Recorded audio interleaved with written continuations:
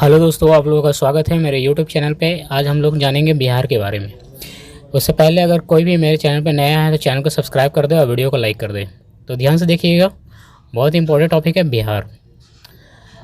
Question number 1 से start करता हूँ। बिहार राज्य की स्थापना कब हुई थी? 22 मार्च 1912 ईस्वी। बिहार राज्य की स्थापना कब हुई थी? 22 मार्च 1912 ईस्वी। क्वेश्चन नंबर 2 में आते हैं, बिहार भारत के किस भाग में स्थित है? तो बिहार भारत के पूर्वी भाग में स्थित है। बिहार जो है भारत के पूर्वी भाग में स्थित है। क्वेश्चन नंबर 3 में आते हैं, बिहार की राजधानी कहाँ है? पटना। क्वेश्चन नंबर 4 में आते हैं, बिहार शब्द का प्रादुर्भाव कहाँ से हुआ? तो बौद्ध सन्यासियों के ठहरने के स्थान बिहार शब्द से। बिहार शब्द है ना, विहार, जहाँ पे बौद्ध सन्यासी लोग ठहरते थे उसी के नाम पर बिहार नाम पड़ा है। क्वेश्चन नंबर 5 में आते हैं, बिहार के पड़ोसी राज्यों के नाम लिखे। बिहार के पड़ोसी राज्य इस प्रकार हैं। बिहार के उत्तर में नेपाल, दक्षिण में झारखंड, पूर्व में पश्चिम बंगाल और पश्चिम में उत्तर प्रदेश है। क्वेश्चन नंबर 6 में आते हैं, बिहार किस क्षेत्र में बसा हुआ? बिहार गंगा नदी तथा उसकी सहायक नदियों के उपजाऊ मैदानों में बसा हुआ। क्वेश्चन नंबर 7 में आते हैं, भारत में क्षेत्रफल की दृष्टि से बिहार किस स्थान पर है? 13वां राज्य। भारत में क्षेत्रफल की दृष्टि से बिहार किस स्थान पे है? 13वां राज्य है। 13वां नंबर पे पूरे भारत में ये आता है। क्वेश्चन नंबर 8 में आते हैं, उड़ीसा बिहार से कब अलग हुआ? सन 1936 ईस्वी में। उड़ीसा बिहार से कब अलग हुआ? 1936 ईस्वी में बिहार से अलग हुआ। पहले ये बिहार में ही था। क्वेश्चन नंबर 9 में आता है, झारखंड बिहार से कब अलग हुआ? 15 नवंबर 2000 ईस्वी। झारखंड बिहार से कब अलग हुआ?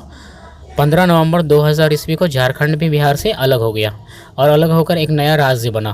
क्वेश्चन नंबर 10 में आते हैं, बिहार में स्थित प्राचीन क्षेत्रों के नाम लिखें। है ना, कौन कौन से प्राचीन क्षेत्र बिहार में मौजूद थे?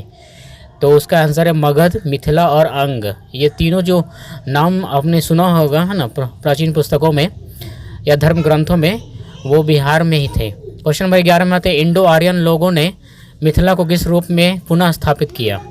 तो विदेही साम्राज्य के रूप में मिथिला को फिर से स्थापित किया इंडो आर्यन लोगों ने। क्वेश्चन नंबर 12 में आते हैं, विदेही साम्राज्य किस काल में दक्षिण एशिया का प्रमुख राजनीतिक और सांस्कृतिक केंद्र बन गया? तो देर वैदिक काल में, है ना। देर वैदिक काल 1600 से 1100 ईसा पूर्व को बोलते हैं। क्वेश्चन नंबर 13 में आते हैं, विदेही साम्राज्य के राजा कौन थे? राजा जनक, है ना। विदेही साम्राज्य के राजा कौन थे? राजा जनक, वही माता सीता के पिता। क्वेश्चन नंबर 14 में आते हैं, दुनिया का पहला गणतंत्र राज्य कौन था? तो विदेही साम्राज्य का बज्जी शहर, है ना। ये दुनिया का पहला गणतंत्र राज्य ये था।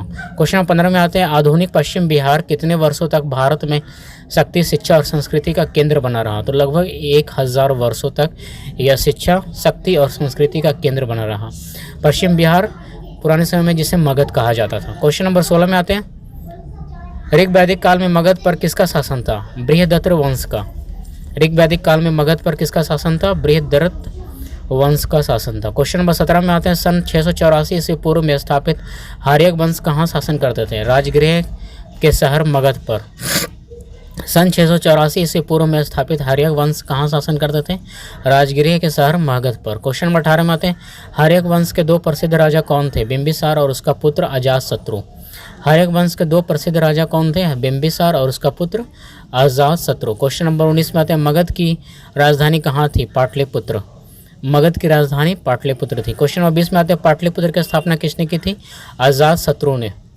पाटलिपुत्र की स्थापना, जिसे वर्तमान में पटना बोलते हैं, उसकी स्थापना अजातशत्रु ने की थी। क्वेश्चन नंबर 21 में आते हैं, हार्यक वंश के बाद किस वंश की स्थापना हुई? तो शिशुनाग वंश और उसके बाद नंद वंश की स्थापना हुई। मगध का ये बात हो रहा। क्वेश्चन नंबर 22 में आते हैं, मगध में मौर्य वंश की स्थापना कब हुई? 325 ईस्वी पूर्व में। 325 ईस्वी पूर्व में मगध में ही, मगध यानी कि बिहार में ही मौर्य वंश की स्थापना हुई, जो कि बहुत प्रसिद्ध एक वंश है, जिसमें बहुत प्रतापी शासक सम्राट अशोक पैदा हुए। क्वेश्चन नंबर 23 में आते हैं, मौर्य साम्राज्य के संस्थापक कौन थे? चंद्रगुप्त मौर्य। चंद्रगुप्त मौर्य ने मौर्य साम्राज्य की स्थापना की थी। क्वेश्चन नंबर 24 में आते हैं, चंद्रगुप्त का जन्म कहाँ हुआ था? मगध में, है ना। मगध में चंद्रगुप्त का जन्म हुआ था। क्वेश्चन नंबर 25 में आते हैं, दुनिया के इतिहास में सबसे बड़ा शासक किसे माना जाता है? तो मौर्य वंश के सम्राट अशोक को। मौर्य वंश के सम्राट अशोक को दुनिया का सबसे बड़ा शासक अब तक का माना जाता है। क्वेश्चन नंबर 26 में आता है, अशोक का जन्म कहाँ हुआ था? पाटलिपुत्र।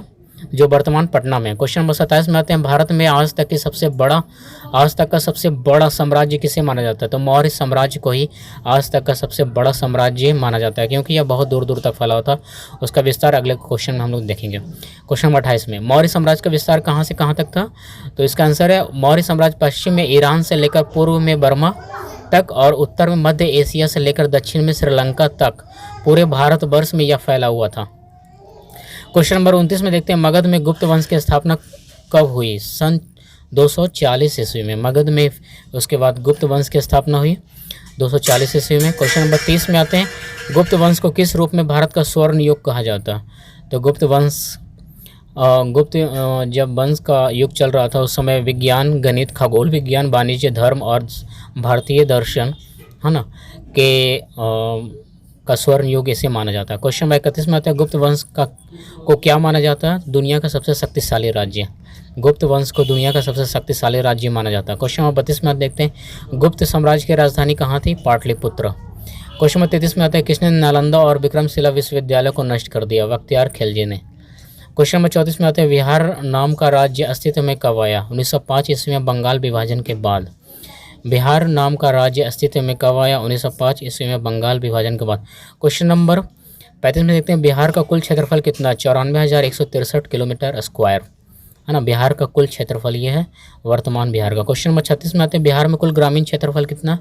92,257.51 किलोमीटर स्क्वायर, ये बिहार का ग्रामीण क्षेत्रफल है। लगभग आधा से ज़्यादा, है ना, देख रहे हैं, कुल क्षेत्रफल 94,163 है, उसमें से 92,257 ग्रामीण क्षेत्रफल है। कह सकते हैं कि पूरा का पूरा बिहार ग्रामीण क्षेत्रफल ही है, कुछ भाग शहरी है।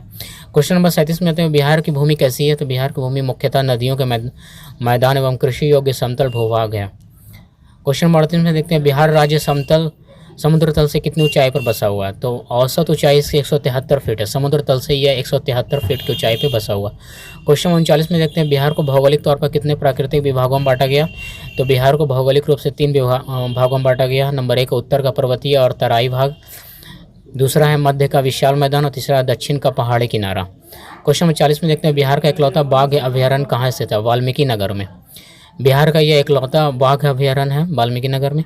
क्वेश्चन नंबर 41 में देखते हैं, गंगा नदी बिहार के किस भाग से होकर गुजरती है? तो लगभग बीचों बीच से, है ना। गंगा नदी बिहार के बीचों बीच से गुजरती है लगभग। क्वेश्चन नंबर 42 में देखते हैं, उत्तर बिहार में बहने वाली नदियों के नाम लिखें। तो उत्तर बिहार में बहने वाली बागमती, कोसी, गंडक, घाघरा, बूढ़ी गंडक और उनकी सहायक नदियाँ। क्वेश्चन नंबर 43 में देखते हैं, दक्षिण बिहार में बहने वाली नदियों के नाम लिखें। सोन, पुनपुन, फाल्गु और क्यूल, ये दक्षिण बिहार में बहने वाली नदियाँ। क्वेश्चन नंबर 44 में देखते हैं, बिहार राज्य में ग्रीष्म ऋतु में औसत तापमान कितना रहता है? 35 से 45 डिग्री सेल्सियस, ये बिहार में गर्मी के ऋतु में औसत तापमान है।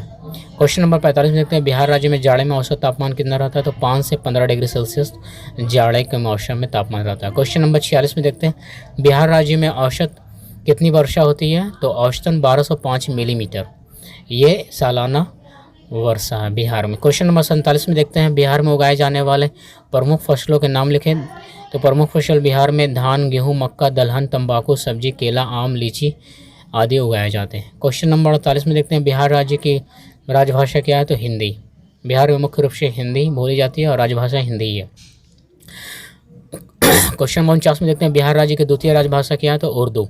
उर्दू यहाँ की द्वितीय राज्य भाषा है। क्वेश्चन नंबर 50 में देखते हैं, भारतीय संविधान के 8वीं अनुसूची में शामिल एकमात्र बिहारी भाषा कौन सी है? तो मैथिली। मैथिली को भारतीय संविधान के 8वीं अनुसूची में शामिल किया गया। तो यहाँ तक ये बिहार के बारे में जानकारी थी। इसका अगला पार्ट में जल्दी लेकर आऊँगा। तब तक के लिए धन्यवाद। अगर कोई चैनल पर नया है तो चैनल को सब्सक्राइब कर दो और वीडियो को लाइक कर दिए। Thank you.